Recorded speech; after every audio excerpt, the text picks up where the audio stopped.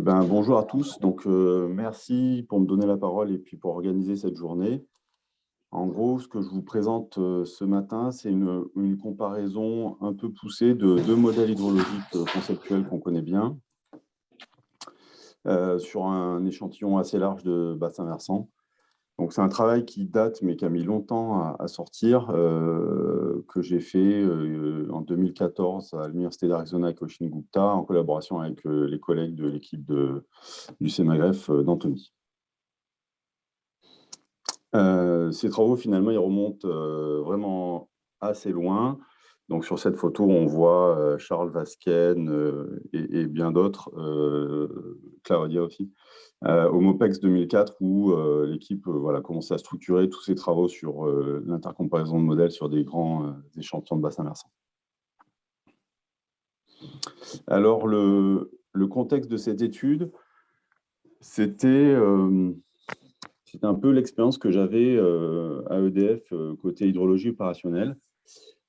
Et puis, les a priori que j'avais suite à ma thèse. Donc, je me suis toujours demandé combien étaient différentes structures de modèles, puisque Antony, certaines générations d'étudiants ont essayé de développer de nombreuses variantes du modèle GR et de les comparer à d'autres modèles. Mais in fine, est-ce que les modèles sont si différents ? Ensuite, c'était aussi le sentiment sur des cas opérationnels, lorsqu'on travaille avec différents modèles hydrologiques, le sentiment que quand il y avait un modèle qui ne marchait pas, il n'y avait aucun modèle qui marchait en fait. Donc, quand les modèles se plantent, j'avais l'impression qu'en général, il y en avait plein qui se plantaient aussi. Et puis, lors d'échecs de certains modèles, voilà, également, plutôt du fait de travailler pour EDF, on travaille souvent sur des données qui ne sont pas naturelles, qui sont influencées. Donc, il y avait le sentiment que parfois, on avait plus confiance dans le modèle que dans les observations. Donc ça, c'était un peu la synthèse de mon expérience. Et donc dans cette présentation et le papier qui l'accompagne, en gros, les questions scientifiques qu'on s'est posées, c'était voilà, que nous enseigne la comparaison un peu exhaustive de deux modèles hydrologiques avec un plan d'expérience assez structuré. Donc l'intérêt des larges échantillons de bassins versants, c'est pas aujourd'hui que je vais en revenir longuement là-dessus, mais globalement, moi, ce qui m'intéresse, c'est rendre les généralisations plus robustes. Et lorsqu'on détecte un certain type de comportement sur un modèle hydrologique ou sur une typologie de bassin versant, pas se limiter à la Durance à Serre-Ponçon pour se faire un avis, mais tester ça statistiquement sur un échantillon de bassin versant pour voir si ce n'est pas un effet local, mais si c'est bien un effet général. Alors, ce que m'enseignait la biblio avant ce travail de recherche, donc c'était les travaux classiques de l'équipe d'Antony, d'intercomparaison de modèles. Il y avait des travaux qui datent maintenant, mais une impression que les modèles très complexes avaient un problème de robustesse entre des périodes d'apprentissage et des périodes d'évaluation. Il y avait, moi, pendant ma thèse, un sentiment de difficulté à comparer des modèles du fait des propriétés statistiques des critères de comparaison. Bon, a posteriori, c'était plutôt lié à un échantillon de données qui n'était vraiment pas robuste, mais ça m'a pris du temps pour le comprendre. Il y avait des travaux de Laurent Coron sur les non-stationnarités et puis le manque de robustesse pendant des protocoles d'évaluation sur des périodes hydrologiquement contrastées. Concernant les autres équipes, ce qui m'avait assez intéressé, c'était toute l'approche Superflex, avec ce sentiment qu'il fallait adapter la structure de chaque modèle aux particularités des bassins versants. Et in fine, dans l'étude de Vaness, là, qui commence à dater, en évaluation, il n'y avait pas de grande différence statistique de performance entre une approche de structure flexible et une approche avec un modèle à la structure fixe. Donc, voilà, ça a renforcé mon sentiment qu'il y avait beaucoup de variabilité des résultats en fonction des périodes et que c'était difficile de discriminer une structure par rapport à une autre. Puis en parallèle de tout ça, il y a l'équipe d'Arizona qui a proposé un critère qui s'appelle le critère KGE, qui a l'avantage d'être très pédagogique, puisqu'il représente explicitement des propriétés qui nous intéressent, qui représentent le respect de la balance hydrologique, le respect de la variance des débits, et puis une bonne corrélation entre les débits observés et simulés. Donc, ce n'est pas un critère magique qui va résoudre tous nos problèmes, c'est juste que moi, je le trouve très confortable et très pédagogique. Donc, voilà, je trouve que c'est très intéressant d'utiliser. Et il permet de mieux comprendre ce qui se passe par rapport à un critère de Nash qui agrège ses propriétés de manière variable en fonction des caractéristiques des séries hydrologiques. Et puis, parce que tout ce travail date, la biblio pour être mise à jour, bien évidemment. Alors, le protocole expérimental, il est basé tout d'abord sur un très large échantillon de bassins versants, en tout cas pour l'époque. Plus de 2000 bassins versants, principalement composés par des bassins versants en France, aux États-Unis et en Australie, plus quelques autres bassins versants qui permettaient de compléter l'échantillon, donc en Suisse, en Suède, en Angleterre, au Laos et en Italie. Donc, ce bassin versant, il couvre une assez grande variété de contextes hydrométéorologiques. Bon, depuis, on pourrait faire beaucoup mieux avec de nouveaux échantillons en open source, avec des protocoles de construction de ces échantillons, avec l'initiative portée par Nance Ador et ses collègues, avec les échantillons dits CAMEL. Là, donc, on en a aux États-Unis, en Angleterre, en Australie, et on en découvre un peu tous les ans.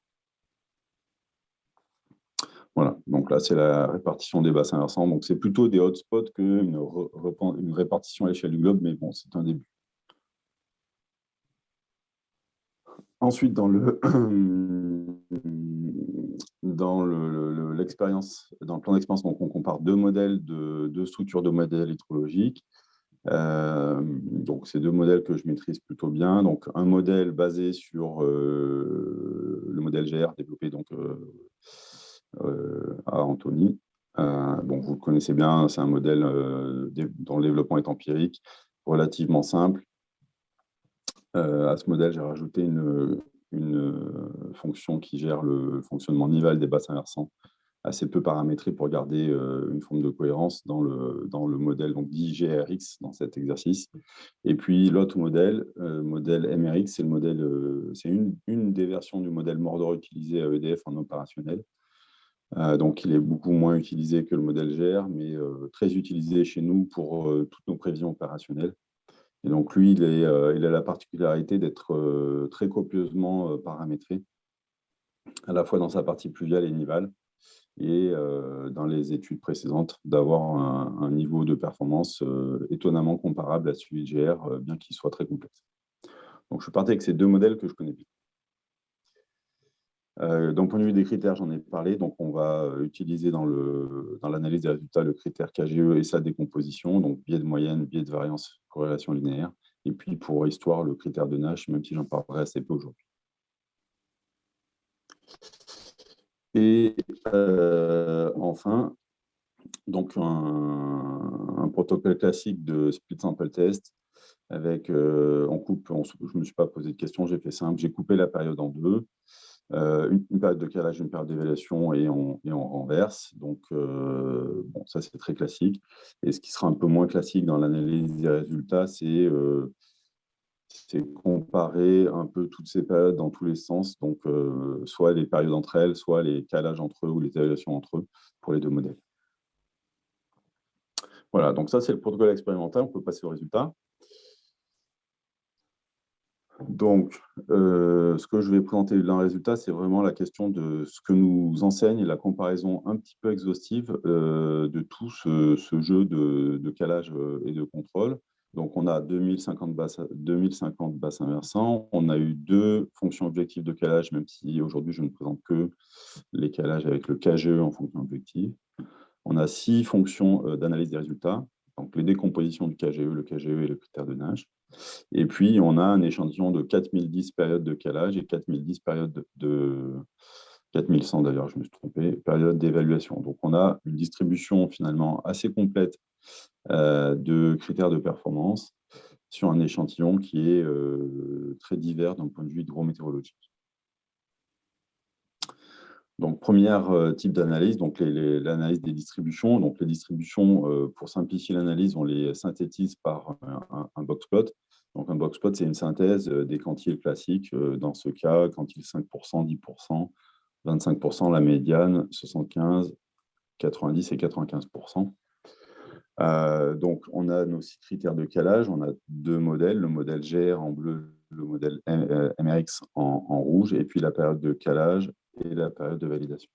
Donc, ça fait beaucoup d'informations. Qu'est-ce qu'on voit sur cette comparaison donc, des 4100 périodes de calage et d'évaluation? Donc, la première chose, c'est, bon, ça c'est maintenant très classique, c'était dans l'article de Gupta sur le critère KGE. C'est un manque très très fort de robustesse des modèles hydrologiques entre une période de calage et une période d'évaluation pour représenter le bilan hydrologique du bassin versant et la variabilité des débits.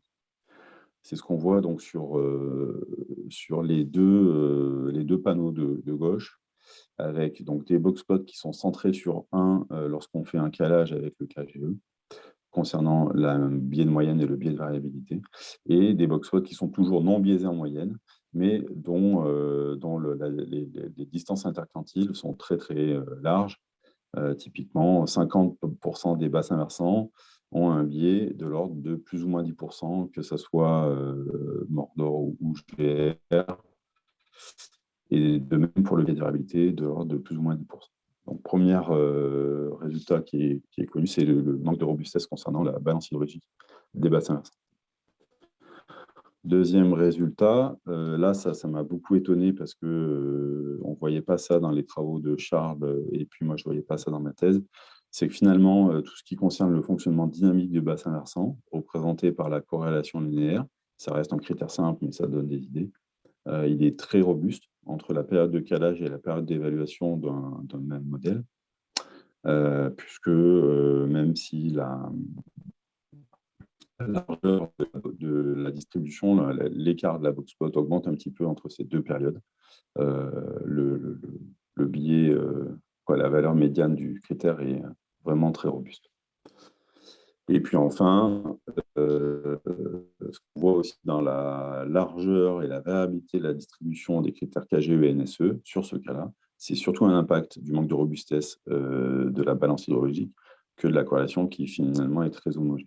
Donc le critère de nage, dans ces manques de robustesse, dans cet exemple-là, il représente surtout un manque de robustesse du bilan hydrologique du bassin versant.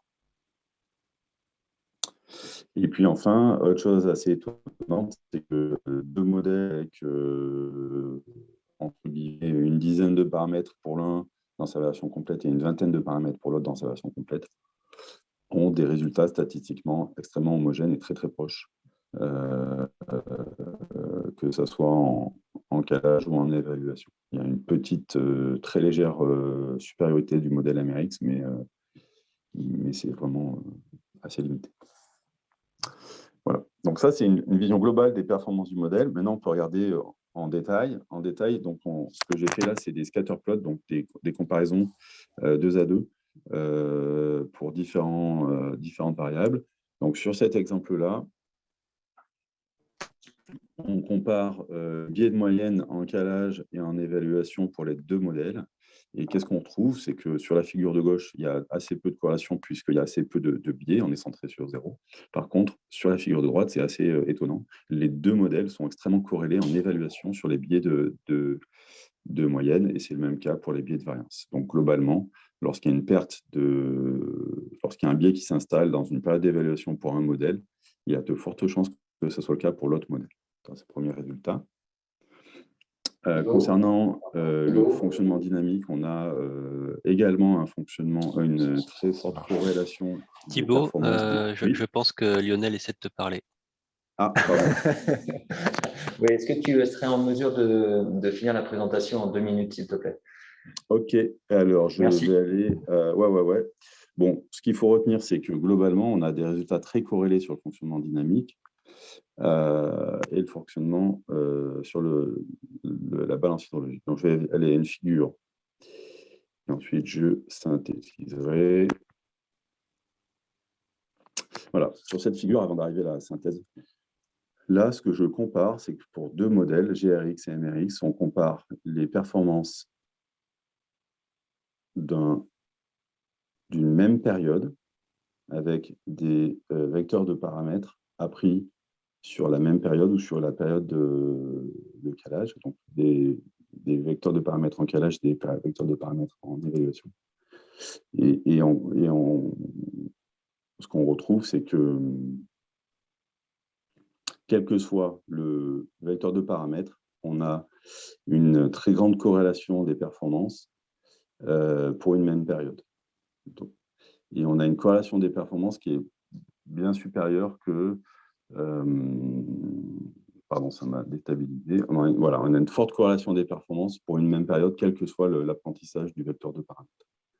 Donc, ce résultat, avec les résultats qu'on a eus précédemment, ils nous permettent de penser que finalement, la qualité d'un modèle est beaucoup plus liée à la qualité intrinsèque, aux propriétés intrinsèques de la période sur laquelle on va tester le modèle, que ce soit du calage ou de l'apprentissage, du calage ou de l'évaluation, plutôt qu'à la structure du modèle, puisque sur ce cas-là, on a 2 modèles dont les performances sont très proches.